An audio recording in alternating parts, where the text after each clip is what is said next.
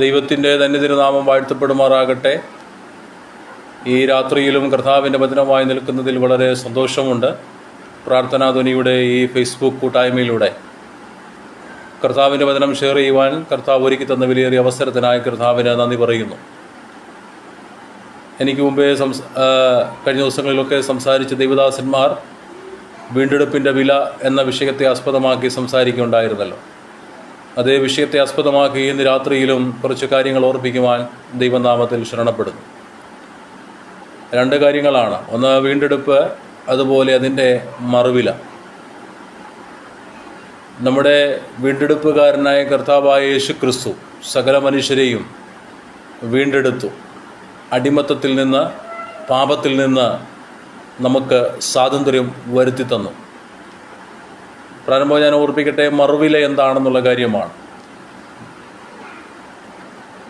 മർക്കോസ് സുവിശേഷം 10-ാം അധ്യായം 45-ാമത്തെ വാക്യത്തിൽ പറയുന്നു, മനുഷ്യപുത്രൻ ശുശ്രൂഷ ചെയ്യുവാനല്ല, ശുശ്രൂഷിപ്പാനും അനേകർക്ക് വേണ്ടി തൻ്റെ ജീവനെ മറുവിലയായി കൊടുപ്പാനും അത്രേ വന്നത്. അപ്പോൾ തന്നെ നമുക്ക് മനസ്സിലായിരിക്കുന്നു കർത്താവ് നമ്മളെയൊക്കെ സ്നേഹിക്കുന്നു എന്നുള്ള കാര്യം യഥാർത്ഥമായി നമുക്ക് കാണുവാനായിട്ട് സാധിക്കുന്നുണ്ട്. എന്താണ് മറുവില എന്ന് പറയുന്നതിൽ? പകരം ശിക്ഷ ഏൽക്കുക, പകരം മരിക്കുക എന്നതാണ്. ഒരു മനുഷ്യനും നമുക്ക് വേണ്ടി മരിക്കുവാൻ ഈ ലോകത്തിൽ സന്നദ്ധരാകാറില്ല.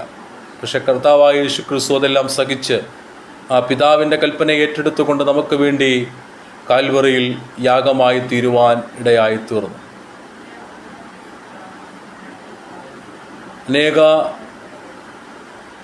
അനേക വ്യക്തിജീവിതങ്ങളെ കർത്താവിലേക്ക്, കർത്താവിൻ്റെ സ്നേഹത്തിലേക്ക് ഇന്നും നയിക്കുന്നതിൽ, കൊണ്ടുവരുന്നതിൽ ഈ സുവിശേഷം, ഈ മറുവിലയുടെ ആ വലിയ വില ഇന്നും അനുഗ്രഹമായി തുടരുന്നതോർത്ത് കർത്താവിന് നന്ദി പറയുകയാണ്. നാം സ്വർഗത്തിലെത്തുവാൻ, നമുക്കറിയാം സ്വർഗവും നരകവും നമുക്ക് മുമ്പിലുണ്ട്. നാം സ്വർഗത്തിലെത്തുവാൻ തക്കവണ്ണം പാപരഹിതനായ ഒരുവൻ മരിച്ചേ മതിയാകും. അത് കർത്താവ് യേശുക്രിസ്തു മാത്രമാണ്. പാപം അറിയാത്തവൻ, പാപം ചെയ്യാത്തവൻ എന്ന് നമുക്ക് കാണുവാനായിട്ട് കഴിയുന്നു. യേശുവിൻ്റെ മരണം നമുക്ക് വേണ്ടി ഒരു മറുവിലയാണ്. എന്ന് വെച്ചാൽ നമുക്ക് വേണ്ടി പ്രതിപകര മരണമാണ്. നാം പ്രതികളായിരിക്കുമ്പോൾ, നാം തെറ്റുകാരായിരിക്കുമ്പോൾ നമുക്ക് വേണ്ടി കർത്താവായ യേശുക്രിസ്തു മരിച്ച് എന്നത് മറുവിലയുടെ വലിയ അടയാളമാണ്. അതേപോലെ തന്നെ വീണ്ടെടുപ്പ്. എന്താണ് വീണ്ടെടുപ്പ്? അടിമത്തത്തിൽ നിന്ന് സ്വാതന്ത്ര്യം നൽകുക, വില കൊടുത്ത് വാങ്ങുക, അതുപോലെ തന്നെ നഷ്ടപ്പെട്ടത് ത്യാഗം ചെയ്ത് തിരികെ പ്രാപിക്കുക, അതിനെ കെട്ടിപ്പടുക്കുക, അല്ലെങ്കിൽ അതിനെ ബന്ധങ്ങൾ ഉറപ്പിക്കുക. നമുക്കറിയാം വലിയൊരു അടിമത്തത്തിൽ കിടന്ന ഇസ്രായേൽ ജനം കർത്താവായ ദൈവത്തിൻ്റെ കാഴ്ചപ്പാട് മുഖാന്തരം മോശ എന്ന ആ മനുഷ്യനിൽ കൂടെ ജനത്തെ വിടുവിച്ച് പുറത്തു കൊണ്ടുവരുവാനിടയായി തീർന്നു. ഒരടിമയെ വീണ്ടെടുക്കുവാൻ സാധ്യമല്ല. കാരണം അടിമ എന്ന് പറയുന്നത് ഒരു മനുഷ്യനാണല്ലോ. ഇവിടെ നമ്മുടെ അരുമനാഥനായ കർത്താവായ യേശുക്രിസ്തു പാപത്തിന് അടിമയല്ല, പിശാചിന് അടിമയല്ല. മനുഷ്യരെല്ലാം തിരിച്ചാണ്. മനുഷ്യരെല്ലാം അടിമകളാണ്. പാപത്തിന് ആമേൻ, പിശാചിന് ആമേൻ, ഈ ലോകത്തിന് ആമേൻ അടിമകളായി ജനം തുടരുന്നു. അതേ, നമുക്കറിയാം നാം എല്ലാവരും പാപത്തിൻ്റെ ദാസനാണ്.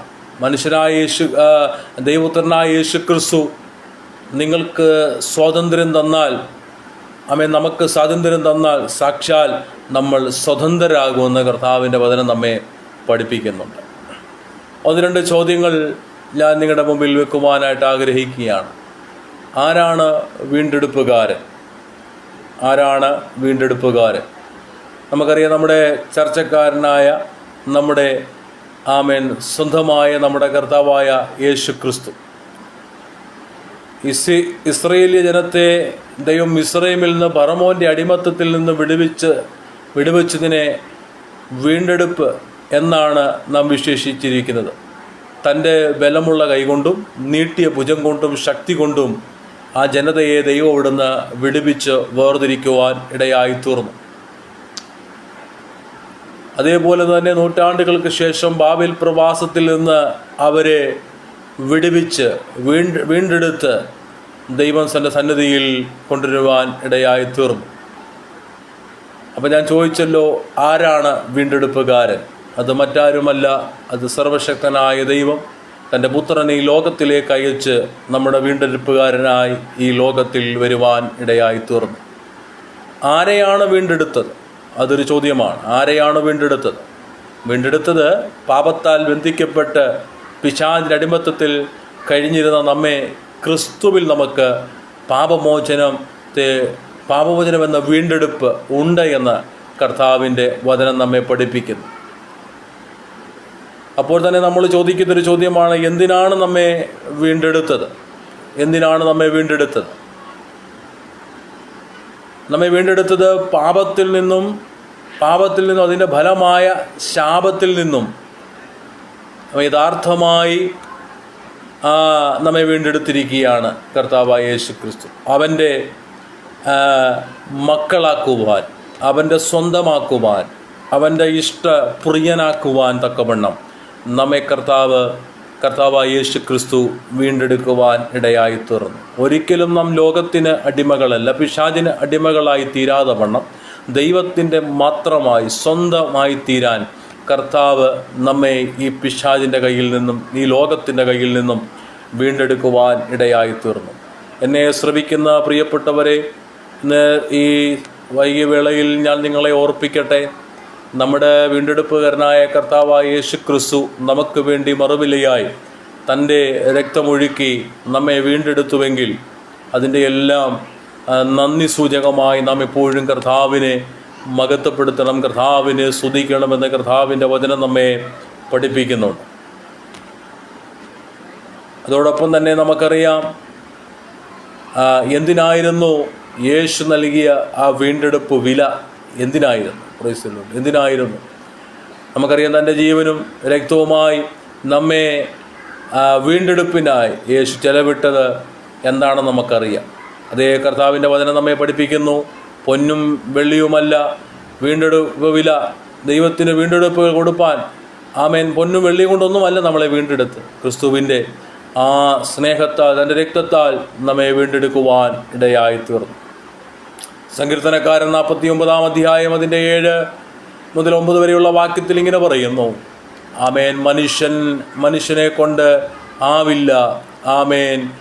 നോക്കണമേ, മനുഷ്യനെ കൊണ്ട് ഒരിക്കലും ആകത്തില്ല. ദൈവത്തിന് വീണ്ടെടുപ്പ് വില കൊടുക്കുവാൻ മനുഷ്യന് സാധ്യമല്ല. വീണ്ടെടുക്കപ്പെട്ടവർക്ക് യേശു എന്താണ് നൽകിയത്?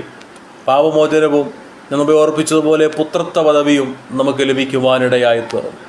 ഏത് സമയത്ത് നമുക്ക് കൃപാസനത്തിലേക്ക് ചെല്ലുവാൻ, അപ്പാ പിതാവേ എന്ന് വിളിപ്പാൻ തക്കവണ്ണം ഒരു വലിയ പദവി നമുക്ക് കർത്താവ് ഒരുക്കി തന്നു തന്നെ ഈ വീണ്ടെടുപ്പിൻ്റെ ഒരു വലിയ ദൗത്യമാണ്, ഒരു വലിയ ഫൈനലാണ് എന്ന് നമുക്ക് കാണുവാനായിട്ട് കഴിയുന്നുണ്ട്. അതുപോലെ തന്നെ വീണ്ടെടുപ്പുകാർക്ക് ഭാവിയിൽ എന്ത് സംഭവിക്കും?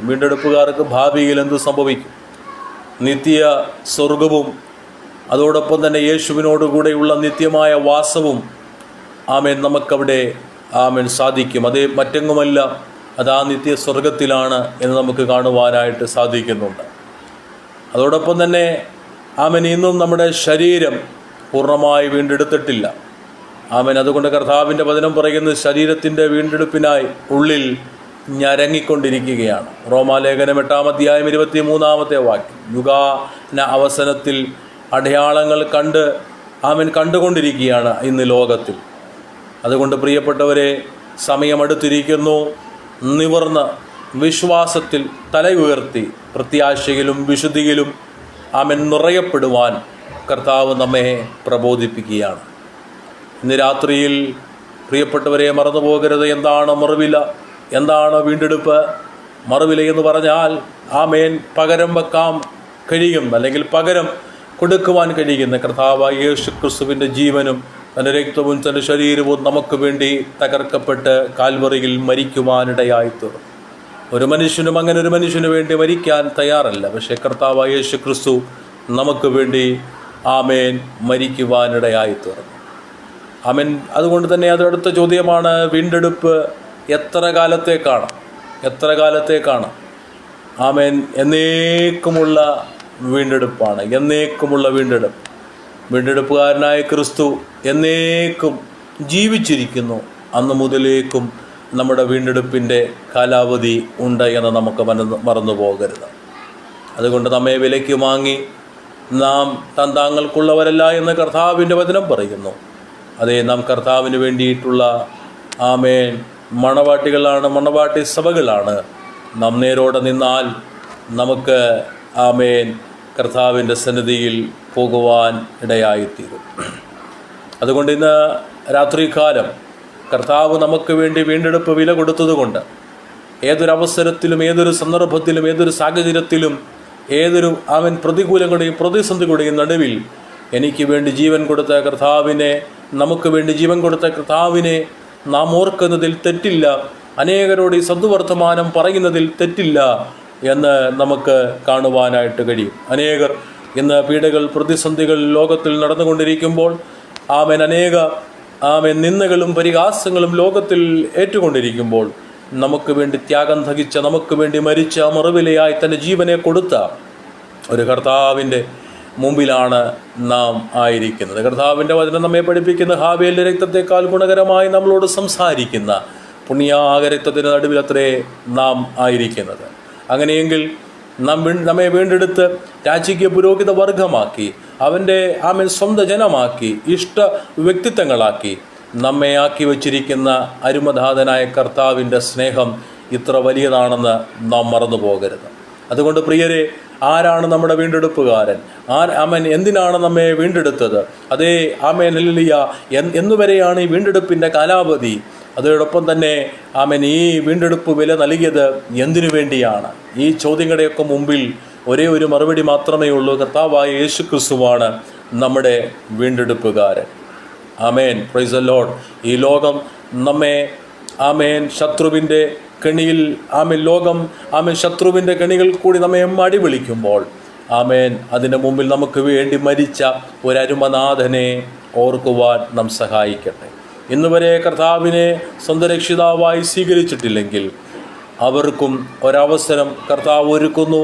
അതേ പ്രിയപ്പെട്ടവരെ, നമുക്ക് പറയാം, എനിക്ക് വേണ്ടി കാൽവറിയിൽ മരിച്ച ആ അരുമനാഥൻ എൻ്റെ പിതാവാണ്, എൻ്റെ രക്ഷിതാവാണെന്ന് വായ കൊണ്ടേറ്റു പറയുമ്പോൾ നാം കർത്താവിനെ അംഗീകരിക്കുന്നതായി നമുക്ക് കാണുവാനായിട്ട് കഴിയുന്നുണ്ട്. ഇന്നുവരെ കർത്താവിനെ പൂർണ്ണമായി അറിയാൻ സാധിക്കുന്നില്ല എങ്കിൽ അതേ കർത്താവിൻ്റെ അടുത്ത് വരാം. നമ്മുടെ വില കൊടുത്ത നമുക്ക് വേണ്ടി തൻ്റെ ജീവനെ കൊടുത്ത അരുമനാഥനായ കർത്താവായ യേശു ക്രിസ്തു ഇന്നും നമുക്ക് വേണ്ടി ജീവിക്കുന്നു. Price the Lord. ഞാൻ ആദ്യം ഓർപ്പിച്ചതുപോലെ ഈ മറുവില ഇതിൻ്റെ കോസ്റ്റ് നമുക്ക് പ്രെഡിക്റ്റ് ചെയ്യുവാൻ കഴിയുന്നതല്ല.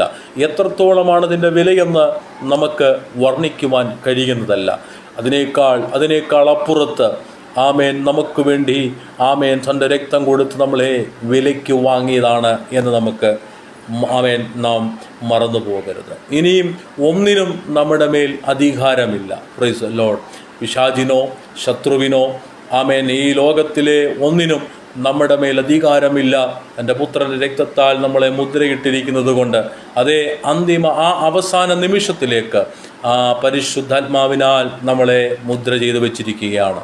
അതുകൊണ്ട് എന്നെ കേൾക്കുന്ന പ്രിയപ്പെട്ടവരെ, അനേക ഇടങ്ങളിലേക്ക് ഈ സന്ദേശം എത്തുമ്പോൾ നാം ചിന്തിക്കണം, എൻ്റെ വീണ്ടെടുപ്പ് വില, എൻ്റെ അരുമനാഥനായ കർത്താവിനെ ഞാൻ എത്രമാത്രം അറിയണം, എത്രമാത്രം ആഴമായി കുറച്ചുകൂടെ മനസ്സിലാക്കണം എന്നുള്ള കാര്യം നാം ഹല്ലേലൂയ മറന്നു പോകരുത്. ആർക്കു വേണ്ടിയാണ് മരിച്ചത്? ഒരിക്കലും ഒരു ക്രിസ്ത്യാനിക്ക് വേണ്ടിയല്ല കർത്താവ് മരിച്ചത്, സകല മനുഷ്യർക്കും വേണ്ടി കർത്താവ് തൻ്റെ ജീവനെ കൊടുക്കുവാനിടയായി തീർന്നു. അതുകൊണ്ട് നമുക്കൊരു നിത്യമായ സ്ഥലമുണ്ട്. നമ്മുടെ ശരീരത്തിൻ്റെ വീണ്ടെടുപ്പ് ഇതുവരെ നടന്നിട്ടില്ല, അത് നടക്കും. അതിന് ഒരീറ്റുനോവോടുകൂടെ, ഒരു ഞരങ്ങലോടുകൂടെ ഇന്നും നാം ആയിരിക്കുന്നു. ആ വീണ്ടെടുപ്പ് ആമേൻ അധികം താമസമില്ല, അത് സംഭവിക്കും. കാഹളം ധ്വനിക്കും. നാം ഇവിടെ നിന്ന് എല്ലാവരും ആമേൻ ക്രിസ്തുവിനെ വിശ്വസിച്ച് ക്രിസ്തുവിൽ അറിയിക്കുന്നവരെല്ലാം നാം അവനോടുകൂടെ ചേരുവാൻ ഇടയായിത്തീരും. ഇന്ന് രാത്രികാലം ഞാൻ ഓർപ്പിക്കട്ടെ, അതേ നമ്മുടെ വീണ്ടെടുപ്പ് വില നൽകിയ നമ്മുടെ കർത്താവായ യേശു ക്രിസ്തു ആരാണ് നമ്മെ വീണ്ടെടുത്തത്? അതേ വീണ്ടെടുപ്പ് ആമേൻ എത്ര കാലത്തേക്കാണ്? അതേ ഹല്ലേലൂയ, ആരാണ് നമ്മുടെ ആമേൻ ആരെയാണ് നാം യഥാർത്ഥമായി ആരാധിക്കേണ്ടത്? ആരെയാണ് നാം യഥാർത്ഥമായി മനസ്സിലാക്കേണ്ടത്? അത് കർത്താവായ യേശു ക്രിസ്തു മാത്രമാണ്. ഞാൻ പറഞ്ഞ ആ പോയിന്റുകളെ ഒന്നുകൂടെ ഞാൻ ഓർപ്പിക്കുവാൻ ആഗ്രഹിക്കുകയാണ്.